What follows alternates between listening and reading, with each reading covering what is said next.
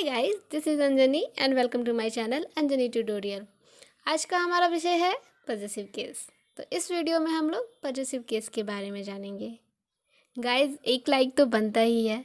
Video देखें तो एक लाइक ज़रूर करें एंड अगर बहुत पसंद आए तो चैनल को सब्सक्राइब करना बिल्कुल नहीं भूलें। तो चलिए आज का विषय हमारा शुरू करते हैं। पॉजेसिव वर्ड जो बना है वो पोजीशन से बना है। पोजीशन मतलब हो जाता है अधिकार, ऑनरशिप, बिलोंगिंगनेस, इसको दिखाना। पॉजेसिव केस में भी हमने बताया था कि पॉजेसिव केस जो यूज़ होता है वो किसी भी ऑब्जेक्ट का किसी सब्जेक्ट के साथ जो रिलेशन है, उसका जो अधिकार उस पर है, वो दिखाने के लिए यूज़ होता है। अगर आपने पॉजेसिव केस का मेरा पहला वीडियो, बेसिक वीडियो नहीं देखा तो आप एक बार ज़रूर देखें एंड लाइक एंड शेयर ज़रूर करें। तो पॉजेसिव केस जो यूज़ होता है वो लिविंग थिंग के लिए यूज़ होता है। कैसे? देखिए, हमने कहा कि किसी वस्तु का किसी पे अधिकार किसी वस्तु का किसी पर्सन के द्वारा अधिकार दिखाना ही पॉजेसिव केस है। समझिए, हम अगर कहें राम्स कार, तो ये कहना बिल्कुल सही होगा कि ये कार जो है वो राम की है। किसकी है? राम की है, राम्स कार। अगर हम कहें राधाज क्लोथ, तो ये कपड़े किसके हैं? राधा के हैं। तो ये कहना बिल्कुल सही होगा। लेकिन क्या हम ऐसा कह सकते हैं? पेन्स कैप, ये ढक्कन पेन की है? नहीं बोल सकते। क्यों नहीं बोल सकते?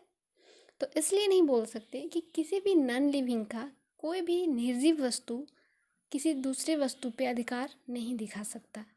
ये पेन नहीं कह सकता ये जो कैप है वो मेरा है। कोई टेबल नहीं कह सकता कि जो चेयर लगा है उस पे मेरा हक है। कोई भी नॉन लिविंग थिंग किसी दूसरे चीज़ों पे अधिकार नहीं दिखा सकता। तो इसीलिए पॉजेसिव केस जो यूज़ होता है वो या तो पर्सन के लिए यूज़ होता है, लिविंग थिंग के लिए, या फिर कुछ पर्सनिफाइड आइडिया के लिए यूज़ होता है। ठीक है, पर्सनिफाई से आप समझ रहे होंगे। पर्सनिफाई का अगर आपने वीडियो मेरा नहीं देखा, पर्सनिफाई ऑफ नाउन, तो आप एक बार ज़रूर देखिए एंड यस, लाइक शेयर ज़रूर करिए, कमेंट करिए और वीडियो को चैनल को सब्सक्राइब करिए। कम ऑन गाइज, एक थम्स अप तो बनता ही है। तो इस तरह से जितने सारे लिविंग थिंग के साथ हम लोग हैं अपस्ट्रफी को यूज़ करते हैं, उसका रिलेशन दिखाने के लिए, उसका पोजीशन दिखाने के लिए। बेसिकली हमारा जो अपस्ट्रफी हो 3 तरह से यूज़ होते हैं। कैसे कैसे यूज़ होते हैं तो देखिए, पहला होता है अपस्ट्रफी एस, यानी कि अपस्ट्रफी एस, इस तरह से। ठीक है, दूसरा यूज़ होता है only apostrophe,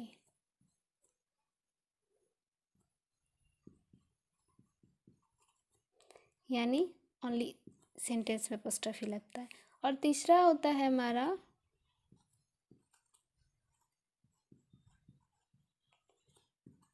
followed by of.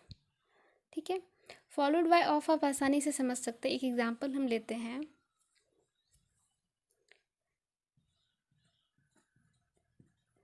Johns wife is a doctor. अगर इसको हम फॉलोड बाय एफ ऑफ के सेंटेंस में बनाएंगे तो बनाएंगे wife of John is a doctor. ठीक है, तो ये सेंटेंस जो हमारा हो गया, wife of John is a doctor, ये फॉलोड बाय एफ हो गया। And John's wife is a doctor, तो ये हमारा अपस्ट्रफी एस पहला। ठीक है, इसमें दिखा रहा है कि वाइफ किसकी है? जॉन की वाइफ है। हम बोले ही कि जो पॉजेसिव केस यूज होता है वो पोजीशन, ऑनरशिप, इन सब चीज़ों के लिए यूज़ होता है। ठीक है, और कुछ सेंटेंस लेते हैं, जैसे Rohan's car is in the garage. तो किसकी कार की बात हो रही है? रोहन के कार की बात हो रही है। यहाँ रोहन का बिलोंगिंगनेस दिखा रहा है। अगर इस सेंटेंस को हम ऐसे बनाएंगे, car belonging to Rohan is in the garage. ठीक है, क्योंकि किसकी कार है? रोहन की कार है। इसी तरह से एक और सेंटेंस लेते हैं, Aaradhya's notebook lying on the table. क्या सेंटेंस है हमारा? Aaradhya's notebook is lying on the table. इस सेंटेंस में किसकी नोटबुक की बात हो रही है? आराध्या की नोटबुक की बात हो रही है। हमने अपने प्रीवियस वीडियो जो बना रखा है पॉजिटिव केस का, उसमें बताया भी था कि पॉजिटिव केस का की के लिए ही प्रयोग किया जाता है। ठीक है, अब कुछ बेसिक्स रूल देखते हैं जो कि पॉजिटिव केस में अधिकतर पूछे जाते हैं। पॉजिटिव केस टॉपिक में जितने सारे यूपीएससी, बीपीएससी, एसएससी, इन सब एग्ज़ामों में जो क्वेश्चन आते हैं उसका जो पैटर्न होता है कुछ उस पर देखते हैं। अब इस सेंटेंस में अब देखें कि हमने तेजस के बाद अपॉस्ट्रोफी लगाया है। सुहास के बाद तेजस school is in Narayan Nagar. तेजस का स्कूल कहाँ है? नारायण नगर में है। तो आप देखें कि तेजस को एस के बाद लगाया गया है, जबकि अपॉस्ट्रोफी तो आप पहले लगाते हैं, है ना। तो यही हमारा पहला रूल है कि सिंगुलर नाउन के साथ, जब सिंगुलर नाउन एस के साथ इंड हो रहा है, यानी कि उसका जो इंड है वो एस के साथ हो रहा है, तो वैसे कंडीशन में अपॉस्ट्रोफी एस का प्रयोग नहीं करके एस के बाद ओनली अपॉस्ट्रोफी लगाते हैं। ठीक है, यहाँ भी इसीलिए मैंने सुहास के बाद अपॉस्ट्रोफी लगाया। क्यों? क्योंकि ये नाउन जो है वो ऑलरेडी एस से इंड हो रहा है। किससे इंड हो रहा है? एस वर्ड से। और जब कभी भी सिंगुलर नाउन एस से इंड होता है तो उसके बाद अपॉस्ट्रोफी एस नहीं लगाया जाता है। अगर हम लगाएं तो कैसा हो जाएगा, आप देखिए, सुहासिज, ऐसे पढ़ते हैं क्या? Suhas sister is a doctor, ऐसे पढ़ते हैं। तो यही हमारा पहला रूल है। इसको ध्यान रखना है कि जब कभी भी सिंगुलर नाउन एस से इंड हो रहा हो तो वैसे कंडीशन में हम लोग सिर्फ अपॉस्ट्रोफी को लगाएंगे, अपॉस्ट्रोफी एस नहीं लगाएंगे। ठीक है, चलिए देखते हैं दूसरा रूल। कुछ सेंटेंसेस लिए हैं मैंने। Students report card are ready. आप देखिए इसमें स्टूडेंट के बाद एस लगाया है। ठीक है, इसमें स्टूडेंट एक से ज़्यादा है, एक स्टूडेंट की बात नहीं हो रही है। ठीक है, तो जब कभी भी प्लूरल नाउन का यूज़ करते हैं तो प्लूरल नाउन में हमेशा अपॉस्ट्रोफी लगता है एस के बाद। कभी भी प्लूरल नाउन में STUDENTS फिर apostrophe S. Students report card are ready, students's report card are ready ऐसा नहीं बोलेंगे। तो प्लूरल नाउन में हमेशा ओनली अपॉस्ट्रोफी ऐड होता है अगर उसका लास्ट वर्ड यानी वो एंड हो रहा है एस से। जैसे girls hostel is near the college. तो गर्ल्स मतलब एक गर्ल्स की बात नहीं हो रही, ये प्लूरल है। ठीक है, तो प्लूरल वर्ड जो एंड होता है एस से, उसके साथ हम अपॉस्ट्रोफी एस नहीं लगाएंगे, ओनली अपॉस्ट्रोफी लगाएंगे। इसीलिए यहाँ पे girls hostel is near the college में ओनली अपॉस्ट्रोफी का प्रयोग किया गया है। और भी ऐसे बहुत सारे वर्ड सेंटेंसेस हैं, जैसे बॉयज़ कार, तो ऐसे हम लोग नहीं लिख सकते बॉयज़ कार। अगर हम लोग को प्लूरल में बनाना है सेंटेंस तो हम लोग बॉयज़ कार नहीं लिख सकते हैं। क्यों नहीं लिख सकते? कि ये अपॉस्ट्रोफी कभी नहीं बोलता कि एस के एंड होने के बाद भी आप अपॉस्ट्रोफी एस लगाएं। ठीक है, इसी तरह से है कंपनीज वर्कर, आर्मीज जनरल। तो ये सारे वर्ड में एंडिंग वर्ड जो है वो एस है। इसी के लिए हम लोग इसमें ओनली अपॉस्ट्रोफी लगाएंगे, अपॉस्ट्रोफी एस नहीं लगाएंगे।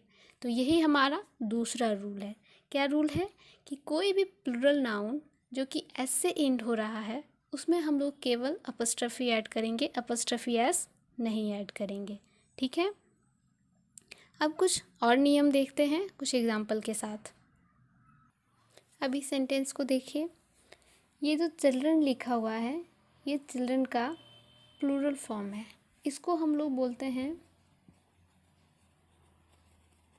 Irregular plural. क्या बोलते हैं? Irregular plural form. जब कभी भी सिंगुलर से प्लूरल में चेंज करते वक्त हम उसके बीच वाले वर्ड को, जैसे मैन का प्लूरल क्या हो जाता है? मेन। तो यहाँ पे ए चेंज हुआ है, ए यहाँ पे ई में हो गया। तो ऐसे जब सिंगुलर से प्लूरल बनाते हैं तो बीच के वर्ड को जब चेंज करके हम लोग प्लूरल बनाते हैं तो उसको हम लोग बोलते हैं इर्रेगुलर प्लूरल नाउन। ठीक है, तो यहाँ पे चिल्ड्रन जो है वो प्लूरल है। पिछले नियम में तो हमने कहा था कि प्लूरल के साथ कभी भी अपॉस्ट्रोफी एस यूज़ नहीं करते हैं, लेकिन ऐसा कहा था कि जब प्लूरल एस से इंड हो रहा हो। किससे इंड हो रहा हो?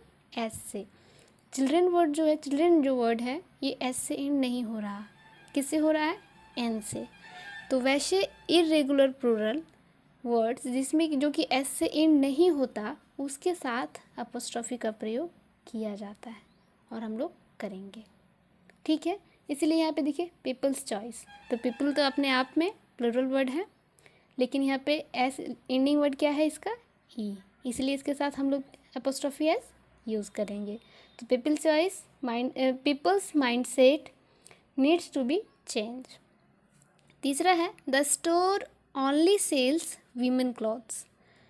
वीमेन क्लॉथ्स क्यों? क्योंकि ये वुमेन का प्लूरल फॉर्म है। कौन सा फॉर्म है? प्लूरल फॉर्म है।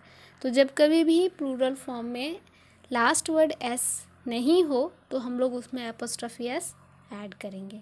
ठीक है, ये हमारा तीसरा रूल कहता है। फिर आगे बढ़ते हैं कुछ एग्जाम्पल के साथ।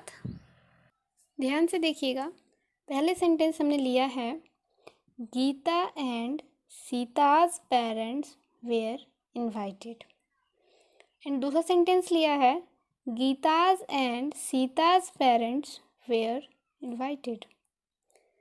क्या डिफरेंस है इस सेंटेंस में? जब कभी भी कोई सेंटेंस में एक से ज़्यादा नाउन हो और दोनों एक ही आइडिया को दिखा रहा हो, एक ही आइडिया को रिप्रेजेंट कर रहा हो, तो वैसे कंडीशन में अपॉस्ट्रोफी हम लोग लास्ट वाले नाउन में लगाएंगे। कहाँ लगाएंगे? लास्ट वाले नाउन में। जैसे Gita and Sita's parents were invited, इसमें गीता और सीता के एक ही पेरेंट्स की बात, दोनों के जो पेरेंट्स हैं वो एक ही हैं, इसीलिए इसमें लास्ट वाले में अपॉस्ट्रोफी लगाया गया है।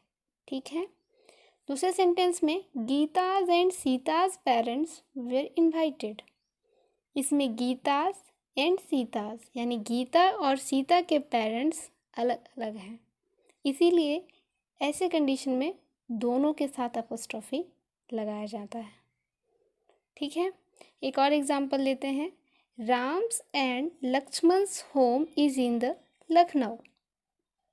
राम और लक्ष्मण दोनों के घर कहाँ पे हैं? लखनऊ में हैं, लेकिन दोनों के घर अलग अलग हैं, दोनों एक ही घर में नहीं रहते हैं, इसीलिए राम्स एंड लक्ष्मण्स दोनों में अपॉस्ट्रोफी का प्रयोग किया गया है। लेकिन दूसरे सेंटेंस में Ram and Lakshman's home is in the Lucknow, तो इसमें आप देख सकते हैं कि राम और लक्ष्मण दोनों एक ही घर में रहते हैं। ठीक है, तो जब कभी भी कोई सेंटेंस में दो नाउन यूज़ हुआ हो और दोनों सेम आइडिया को यूज़ कर रिप्रेजेंट कर रहा हो, तो वैसे कंडीशन में हम लोग लास्ट वाले नाउन में अपॉस्ट्रोफी ऐड करेंगे। और जब कभी भी दो नाउन दो अलग अलग पोजीशन को, दो अलग अलग आइडियाज़ को शो कर रहा हो, तो वैसे कंडीशन में हम लोग दोनों नाउन के साथ अपॉस्ट्रोफी का प्रयोग करेंगे। ठीक है, ये हमारा हो गया चौथा रूल। और भी कुछ बेसिक रूल्स हैं, देखते हैं। जब कभी भी दो नाउन एक सेंटेंस में जुड़े हो तो उसको हम लोग जॉइंट पोजीशन भी बोलते हैं। ठीक है, अब देखिए कुछ ऐसे वर्ड्स हैं जिसको हम लोग पर्सोनिफाइड आइडियाज़ बोलेंगे। Courts order,